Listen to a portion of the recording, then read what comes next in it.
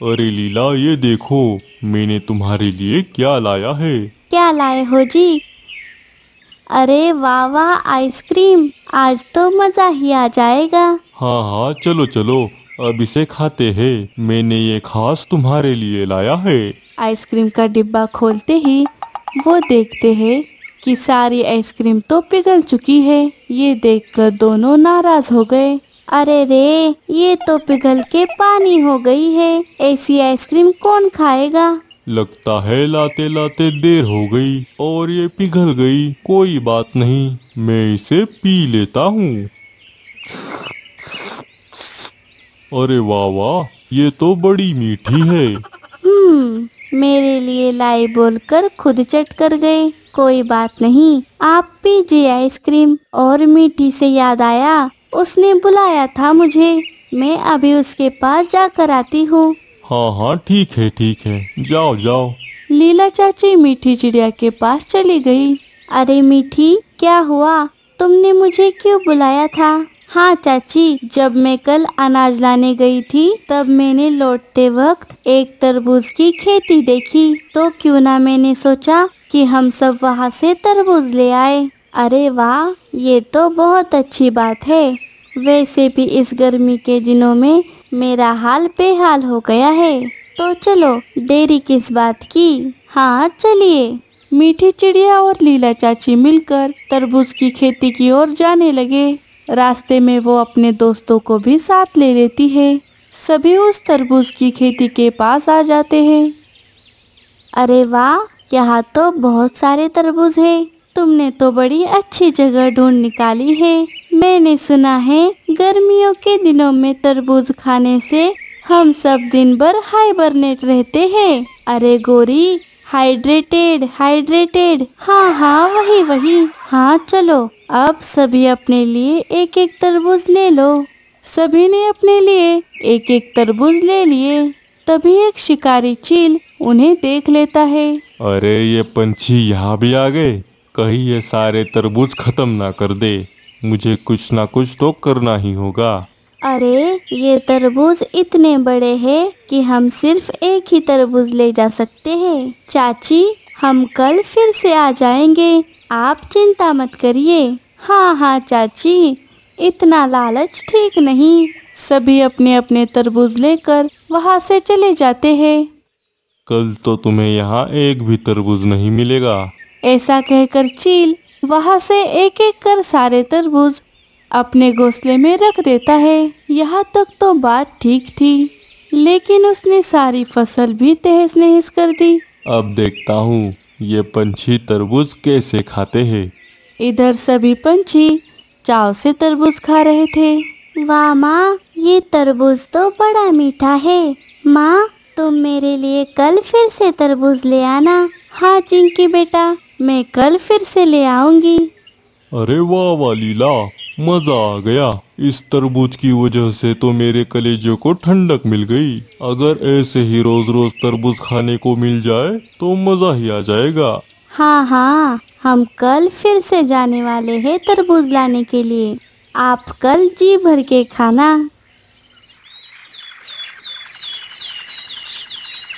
अगले दिन सभी पंछी फिर से तरबूज लाने के लिए चले जाते हैं। आज तो मैं 2 तरबूज ले ही जाऊंगी, एक मेरे लिए और एक बल्लू जी के लिए। वरना बल्लू जी कल तो सारा तरबूज खुद ही चट कर गए थे। हाँ हाँ चाची, जैसी आपकी मर्जी। सभी पंछी तरबूज की खेती के पास पहुंच जाते हैं। वो देखते हैं कि वहाँ तो एक भी तरबूज नहीं है और सारी खेती भी तहस नहस हो गई है। ये देखकर सभी बहुत हैरान हो गए। अरे ये क्या, यहाँ तो एक भी तरबूज नहीं है। सारे तरबूज कहाँ जा सकते हैं? कल तो यहाँ पर बहुत सारे तरबूज थे। हाँ, और ये फसल भी किसी ने तहस नहस कर दी है। लेकिन ऐसा किसने किया होगा? अरे खेती के साथ हमारे सपने भी तहस नहस कर दिए। ये जिस किसी ने भी किया होगा उसका तरबूज खा खा के पेट फूट जाएगा। जाने दीजिए चाची, शायद हमारी किस्मत में इस खेत के एक एक ही तरबूज थे। चलिए, अब हमें वापस लौट जाना चाहिए। हाँ हाँ, वैसे भी यहाँ रुककर कोई फायदा नहीं है। सभी पंछी निराश होकर वहाँ से चले जाते हैं। सभी पंछी अपने अपने घर आ जाते हैं। सभी ने अपने घर वालों को सारी बात बता दी। अरे ये क्या कह रही हो लीला? अभी तो तरबूज खाकर थोड़ा बहुत अच्छा लग रहा था। ये खुशी भी किसी से देखी नहीं गई। सारा सत्यानाश कर दिया। छोड़िए, अब हम क्या कर सकते हैं? ये सब किसने किया है वो भी तो पता नहीं है हमें। मम्मा, आप आ गई?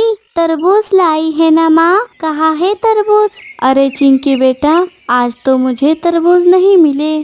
क्या? लेकिन क्यों माँ? चिड़िया ने अपनी बेटी को सारी बात बता दी। चिड़िया की बेटी भी नाराज हो गई। क्या मतलब हमें तरबूज खाने नहीं मिलेंगे?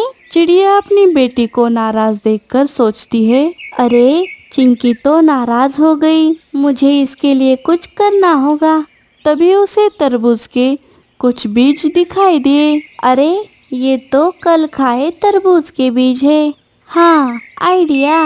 अरे चिंकी, उदास मत हो, मेरे पास एक आइडिया है जिससे हमें रोज रोज तरबूज खाने के लिए मिल सकते हैं। क्या सच में? अरे चिंकी, अगर हम इन तरबूजों के बीजों को बो दे तो हम भी तरबूज की खेती कर सकते हैं और फिर हमें भी जी भर के तरबूज खाने मिल सकते हैं। अरे वाह, ये तो बड़ा ही अच्छा आइडिया है माँ। हाँ, मुझे ये आइडिया सभी पंछियों को बतानी होगी। मीठी ने सारी बात बाकी पंछियों को बता दी। अरे वाह, ये तो हमने सोचा ही नहीं। मीठी, ये आइडिया तो बड़ा अच्छा है। हाँ, तरबूज की खेती करके हम जितने चाहे तरबूज खा सकते हैं। तो चलिए दोस्तों, अच्छे काम में देरी किस बात की। सभी पंछियों ने मिलकर तरबूज के बीजों को बो दिया। वो रोज उसे खाद पानी देकर उसकी देखभाल करने लगे। कुछ ही दिनों में उन बीजों से बड़े बड़े तरबूज भी उगाए। आहा, मुझसे तो इंतजार ही नहीं हो रहा। ऐसा लग रहा है कि कब मैं इन्हें तोड़ूं और कब ये मेरे पेट में जाए। हाँ हाँ चाचा जी, अब आपका इंतजार खत्म हुआ। अब ये तरबूज बड़े हो गए हैं, हम इन्हें खा सकते हैं। चलिए एक एक तरबूज तोड़ लेते हैं। चलो हम तरबूज तोड़ लेते हैं। सभी ने अपने अपने लिए एक एक तरबूज ले लिए और उन्हें फोड़कर बड़े ही चाव से खाने लगे। अरे वाह वाह वाह वाह, ये तो बड़े ही मीठे हैं। मजा आ गया। लीला, मेरे लिए एक और तरबूज ले आओ। इस एक से तो मेरा पेट नहीं भरेगा। क्या? अरे रे, ये तरबूज इतना बड़ा है कि एक से ही पेट भर जाएगा और तुम्हें एक और चाहिए। अरे पेट तो भर गया लेकिन मन नहीं भरा, तो मैं क्या करूं? हाँ, चाचू सही कह रहे हैं, ये इतने मीठे हैं कि मन ही नहीं भर रहा। अरे गोरी, अब तो ये हमारा ही खेत है, हम जब चाहे जितने चाहे तरबूज खा सकते हैं। ऐसे ही कुछ दिन बीत गए और समय के साथ साथ जंगल में गर्मी भी बढ़ने लगी। सभी इस गर्मी से परेशान हो गए। वो सभी एक घने पेड़ की छांव में आ गए।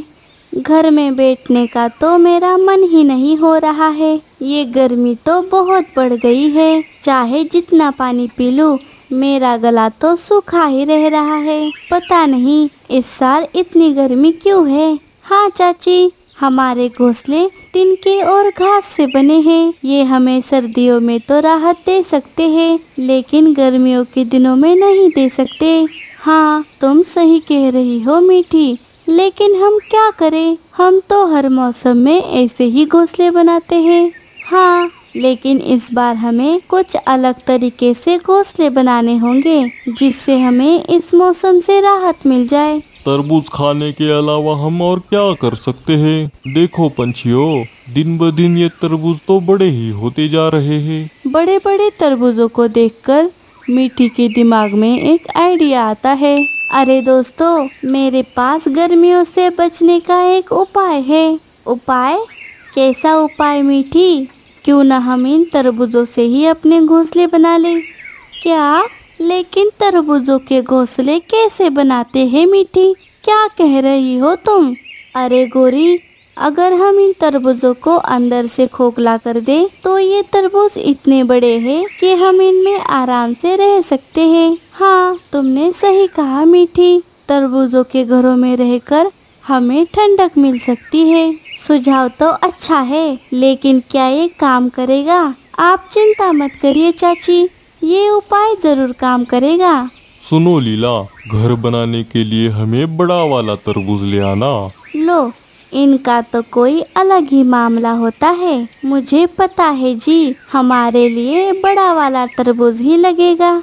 आप चिंता मत करिए। हाँ हाँ चाचा जी, अब चलिए, हमें तरबूजों के घर बनाने में ज्यादा देर नहीं करनी चाहिए। सभी पंछी मिलकर एक एक तरबूज को अंदर से खोखला कर देते हैं और अपने लिए तरबूजों के सुंदर सुंदर घर बना लेते हैं।